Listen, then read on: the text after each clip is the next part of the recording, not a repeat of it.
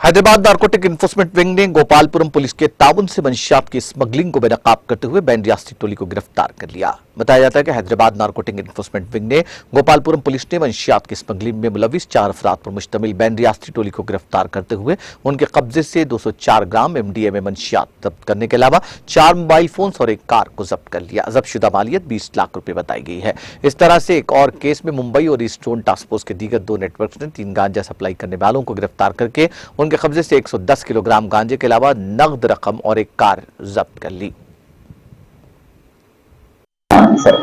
यहाँ पर बांट रहे हैं, लेकर आकर यहाँ पर बेच रहे हैं, उनको पकड़ा गया है। आप सबको मालूम है कि गोवा के जो ड्रग लॉर्ड्स हैं, जो डॉन्स हैं, एडविन, मुरुगन, डिसूजा, वोकर जैसे बड़े बड़े ड्रग किंगपिन्स जो थे, उन सबको पिछले 4-5 महीने में HNU वालों ने जाकर वहां पर उनको पकड़कर लेकर आया और थोड़ों को हैदराबाद में पकड़ा। और आज हमारे हैदराबाद के सलाखों के पीछे वो सब पड़े हुए हैं और